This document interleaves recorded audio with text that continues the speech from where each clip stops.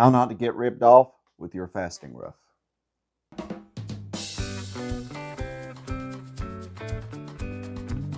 All right, so what you're going to need is your 10 times loop, a paper plate, your gemstone, glass of water, tweezers, and a light. So what we're going to do is I'm going to show you how to gauge fasting rough before you buy it. Now with the internet purchases, that's a little more difficult. You can ask some of these people to do these tests and send photos to you of the gemstones. But other than that, it's kind of a hit or miss buying online.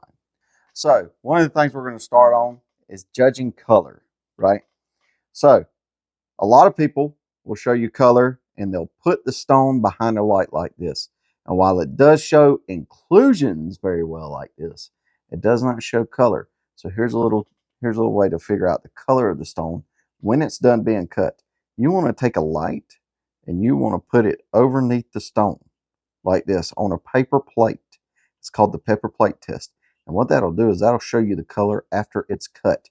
Now, why do we do that? All right, so what this test does is it helps determine the color of the stone after it's cut, right? So as you can see, they look a little darker here, but once the light hits it, it tends to lighten up or darken up. And this is what it'll look like behind that paper plate test, right? So we see some color refracting back on us, and that's good for some of these stones. And then some of these are a little too dark, right? And they don't lighten up very much, but we can see some color that comes out of them, right? So this is a good way to determine what your color will be when you're done faceting the stone, okay? Now, when it comes to inclusions, right? We want to look for inclusions because if there's any little internal fractures, any cracks, anything like that that can mess up with your cutting of the stone, your ending weight, things like that, we really need to look at inclusions too. So let's go ahead and look at our inclusions. Now, we have some that have very little inclusions, and then we have some that have some good size inclusions, right? So while we do have this big piece of topaz here, I want to show you a trick in a glass of water. While we do have this big piece of topaz here, as you can see, we do have some inclusions in it. And those inclusions will show you just how much stone you actually have to cut, right? I'm going to get it wet so I can get it out and show you a little better. There we go. Here's a way to see our inclusions. We want to hold it at a 90-degree angle to ourselves. We want to put it up to the light. And we want to spin it around. And you can kind of see the internal inclusions from here just as is. These little cracks, these little shiny spots in here, those are some inclusions that will stop us from cutting and making this piece. From this big giant piece, we may only get a few small pieces or one small piece with all these inclusions in there, right? And that's one way to kind of tell if you have a good piece of rough or not with these inclusions. You can even see there's a giant crack. Another thing is the shadows that cast from the inside. Now these little shadows are these little kind of like noticeable spots in here. So just a heads up, you want to check for inclusions. Now we can also check when one's cloudy like this, you want to definitely use water. But if one is not so cloudy, we can use a light, right? And as you can see, this has some inclusions in it, right? You can see those dark little shadowy lines in there. That's your inclusions. And you definitely want to check whenever you're buying your rough, okay? Now you can see these dark little lines and everything in there. Those are some inclusions, right? And while the stone is beautiful on its own, it does have some really dark inclusions in there, which means we'll have to cut around those.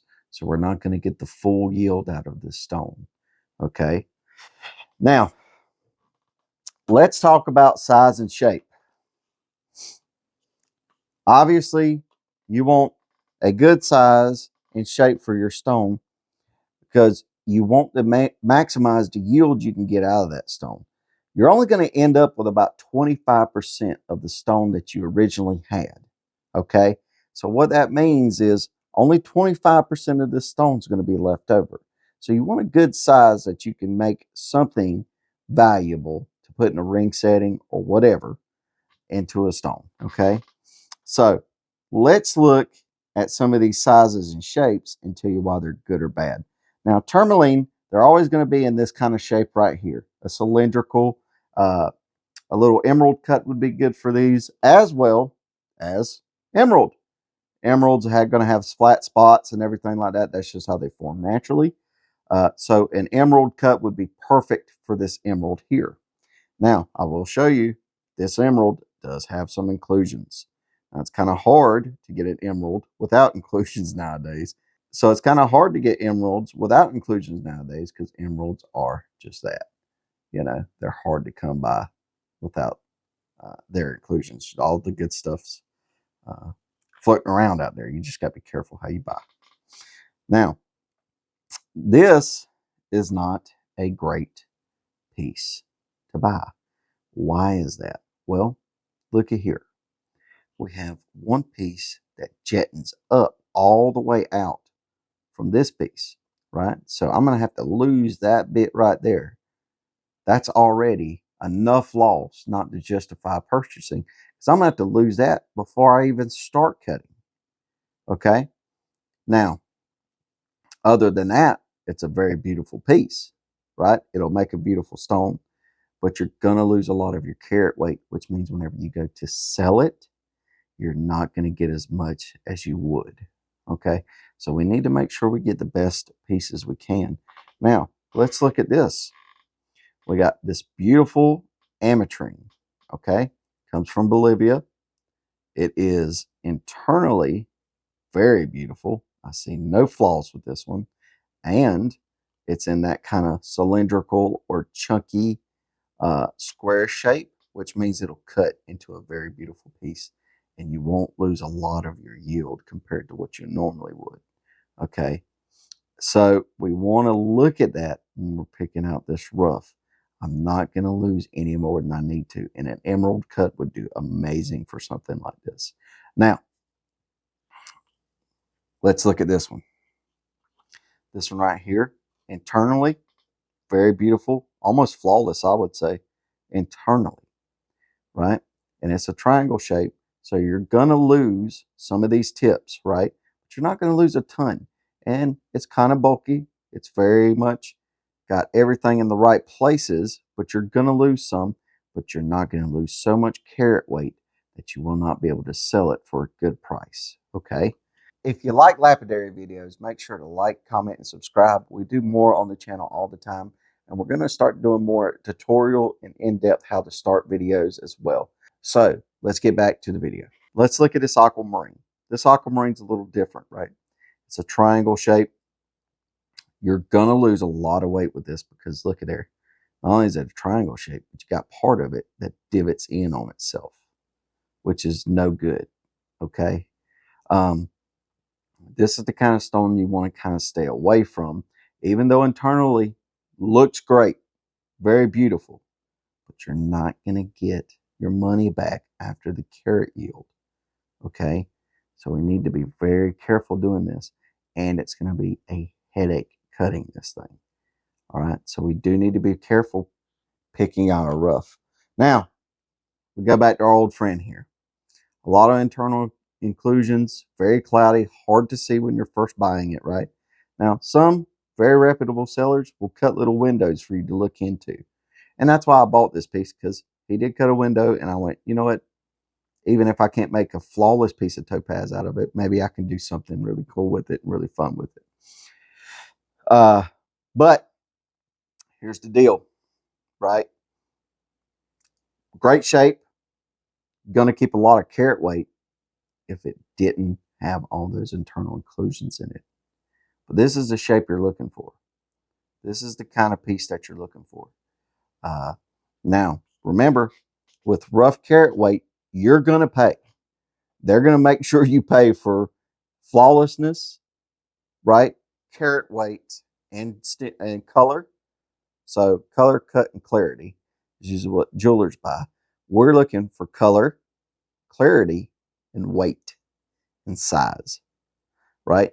If we can get all that to come together and get a really great stone like this ametrine right here that we can cut and make into something and make into something, you're really going to get your money's worth out of it. Okay, so this is how you kind of tell if you're getting good fasting rough or not. Okay, I want to make this very obvious and clear to y'all that I am not an expert in any way. I learned this from a site online, and I will post that. And I learned this from a rough dealer out in Franklin. And I am new to this. I plan on fasting in the future, but I need to buy the rough now to get prepared, if you know what I mean. So, as I get more hands-on knowledge of this, I'll make an update video and clarify a little bit more and show a little bit more. But I hope this has at least started your learning process on faceting rough. And if I'm wrong, put down in the comments below why I'm wrong. Or if you liked the video, do the same. Put down in the comments why you liked it. I'm still learning, so I'll take everything you say with an academic mind. But for sure, I want to hear from y'all down in below. Make sure to leave a like and a comment and subscribe on this video. And if you know anybody that's into fasting, share it because it really will help the channel out. Like I said, in the future, I do plan on getting better at this, getting some hands-on knowledge and passing that knowledge on to y'all. But for right now, I feel like this is a good start for everybody.